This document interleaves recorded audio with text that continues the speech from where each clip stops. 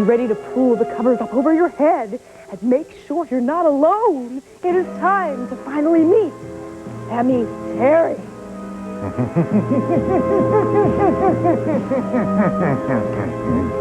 Now everybody knows who I am. Sammy Terry.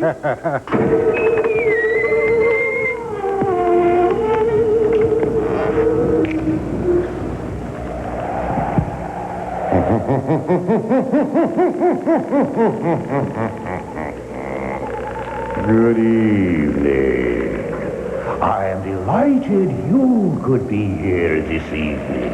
And as hostess, we're going to have a very good friend of mine who should be walking in by now.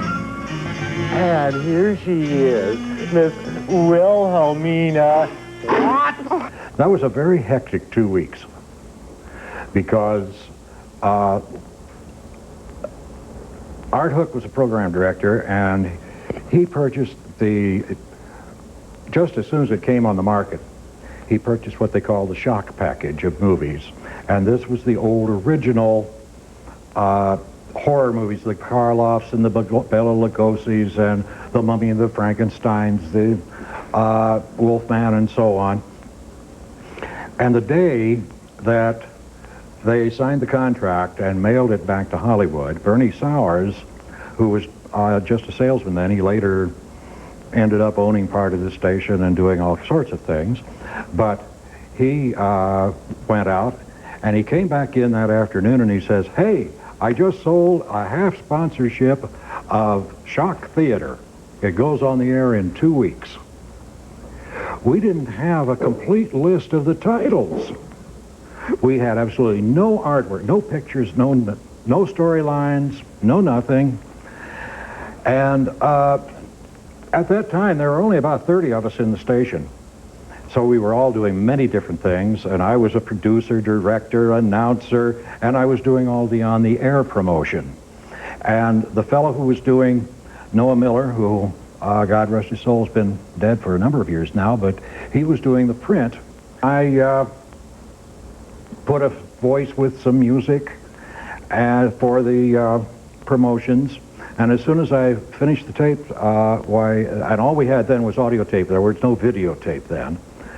This was still in the days of black and white, live, down and dirty. And Bernie took the tape down to the sponsor and said, "Hey, listen to this. This is how we're going to promote your show." The sponsor took one listen to it, and he says, "I want him to introduce my commercials." Oh, fine.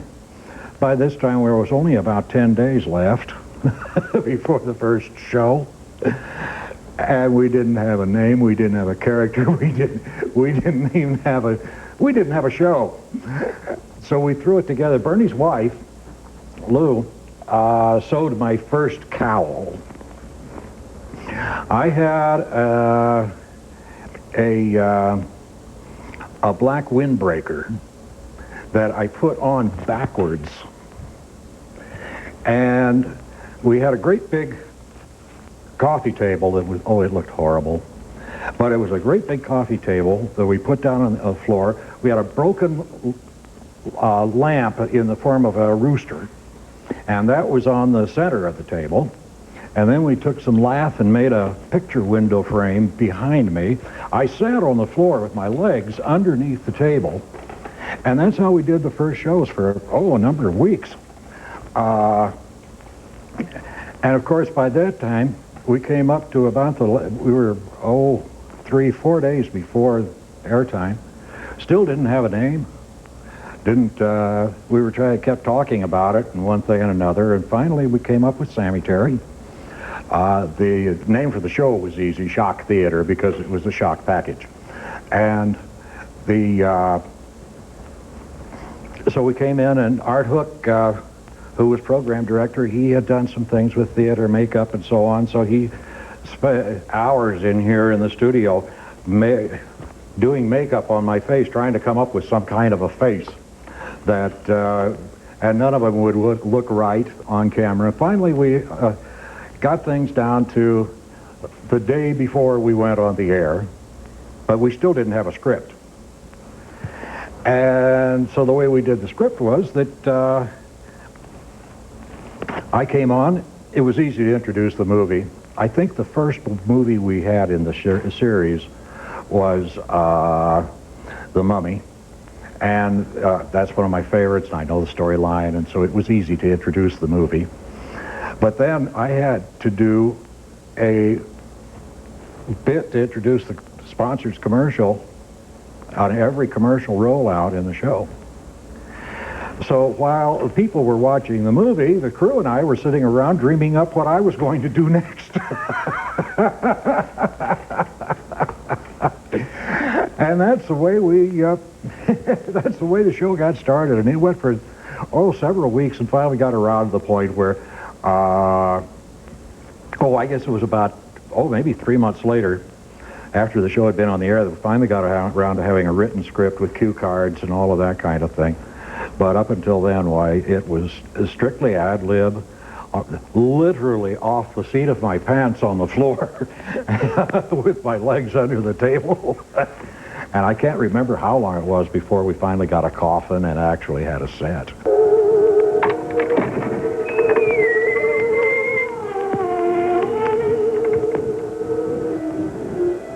Even though Sammy Terry has been off the air since 1989, the demands for personal appearances continue. I have on my desk at the store right now, I have a note that I've got to call a lady Monday and tell her that I no longer do birthday parties. The store Bob refers to is the Family Music Center, where Sammy Terry's alter ego has been selling music and musical instruments to Indianapolis families for decades. But I have a standing thing there that I don't talk about Sammy Terry, I just talk about music. Because if I did, and I would sign autographs and laugh and do, we would get a lot of Sammy done, and we wouldn't be able to sell any music. And I'm very, very thankful for that people remember and like that well. It's a wonderful feeling there's a lot of love.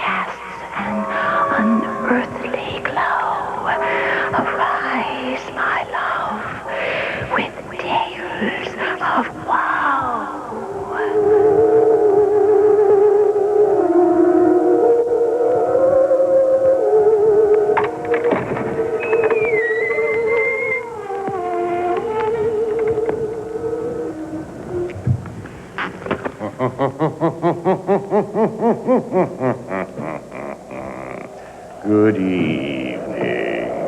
Welcome to 2 maddening hours of horror and fright. I am Sammy Terry.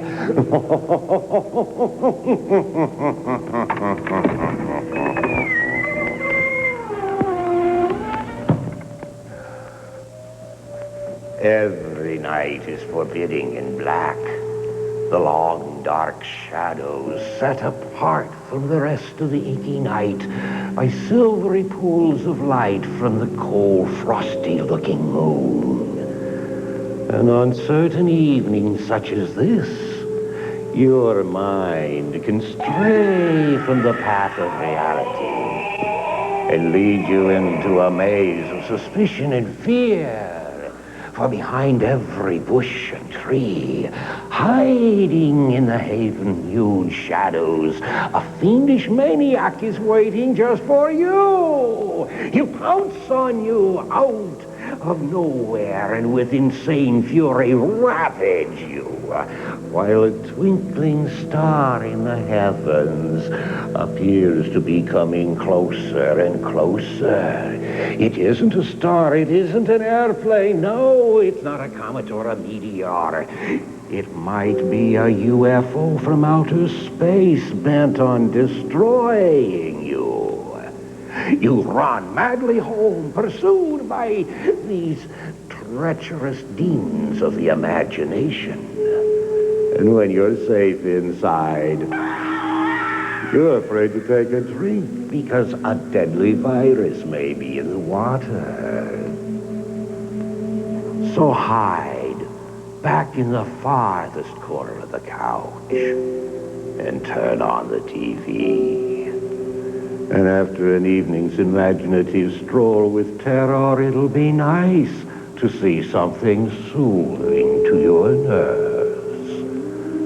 Something like my tale of terror tonight.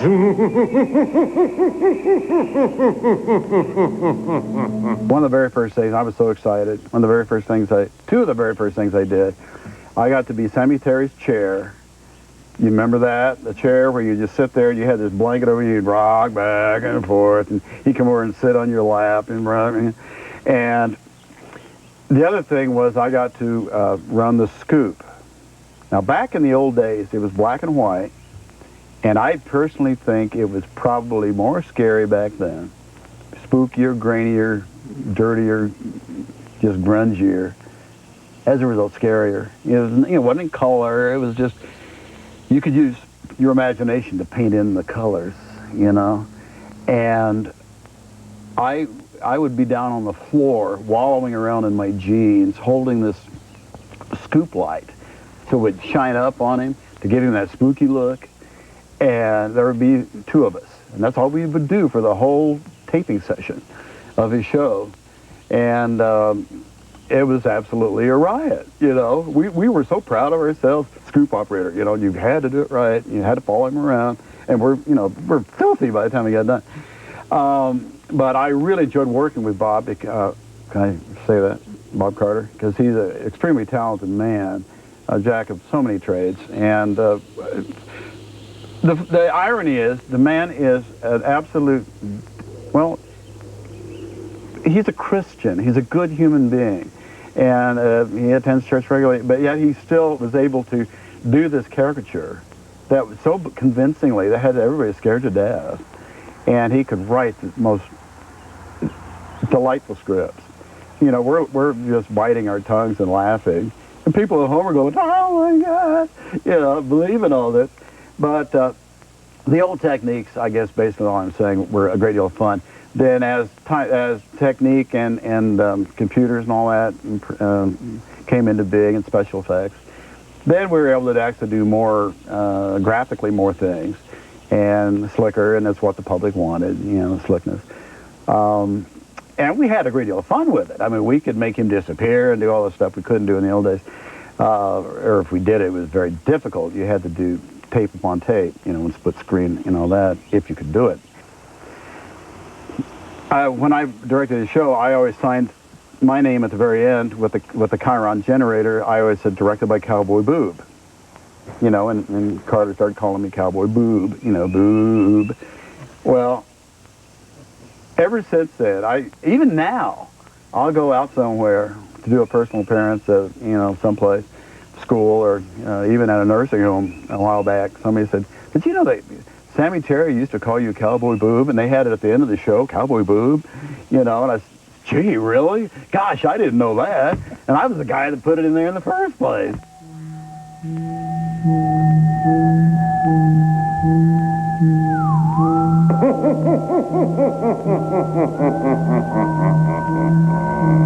Now that the Black Widow is no longer making Goolsby paranoid, and the twins are having such a joyous romp through the state of Connecticut, maybe now I can have my typo cocktail.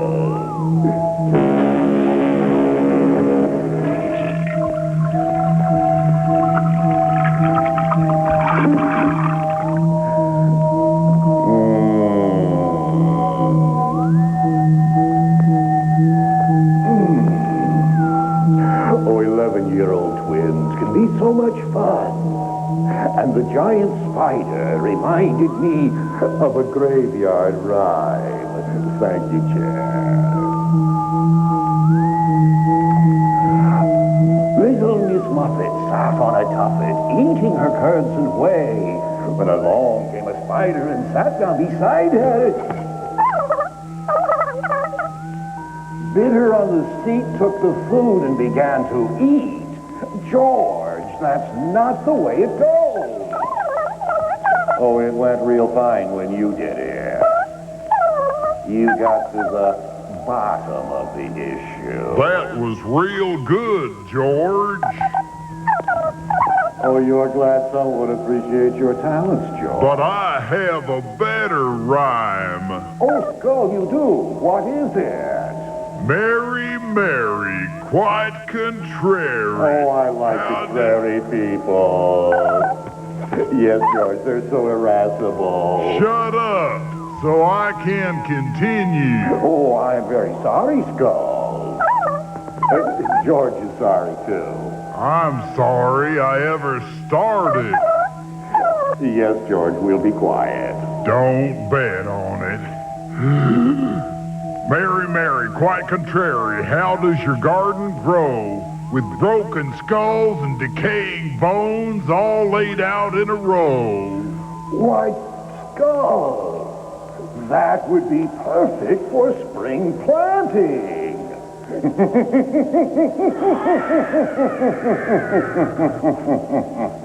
As far as being a legend is concerned, I'm not really sure that that's true yet. Oh, it's true. Everybody says it is, and I'm very grateful. I think God has blessed me. But I knew that he was going to last for a while when the 13-week sponsor contract ran out. That sponsor went bankrupt, and other people picked it up and continued the show. And it's one of the longest running 13-week contracts in the history of television. Because I was on the air for, around 30 years still.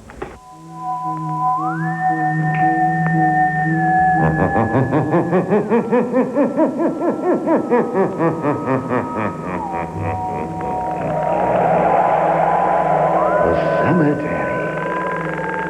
So peaceful and quiet.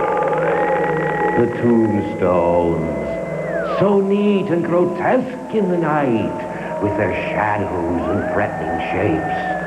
Just perfect to give you a fright. But what is better is when the world has gone to rest. The spirits, ever so slowly, come up out of the ground. And when they have risen through those 6 deadly feet of earth, they're released from their tombs and free to roam. Perhaps they're coming to your home to make things go bump in the night. Or maybe they're out on the town.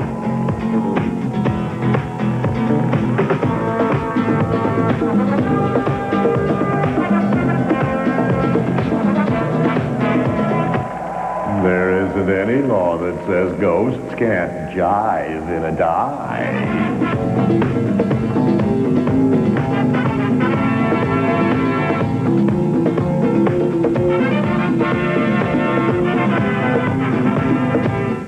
But all too soon, the moon sinks in the western sky, and the light of day is on its way. This means the spirits of the city of eternal rest must return to their earthen homes, back, down, into the crusty soil, past the tunnels and mazes of ants and worms, beyond the depths of the mole and weasel, into the inky blackness of clay and rock, where the vicissitudes of life on earth go past without a shake or shock. But on another night, when the moon is full, the ghosts will once again rise for a night-long stroll. Not all such places are graveyards of horror. Death in some is a real howl.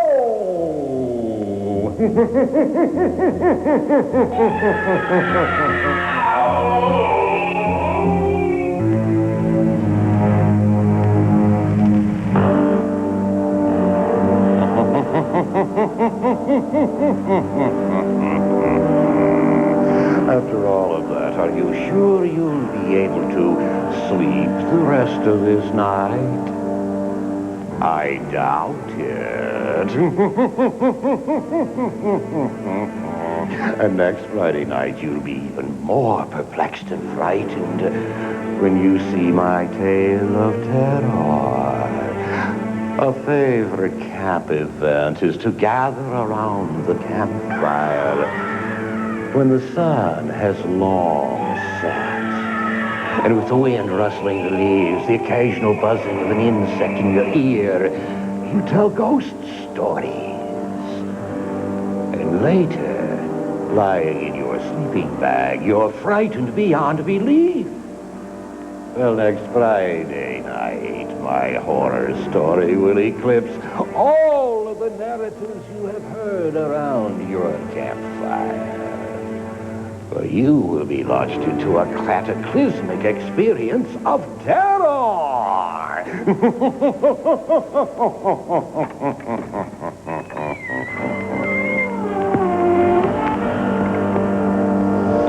Until we meet again, many pleasant nightmares.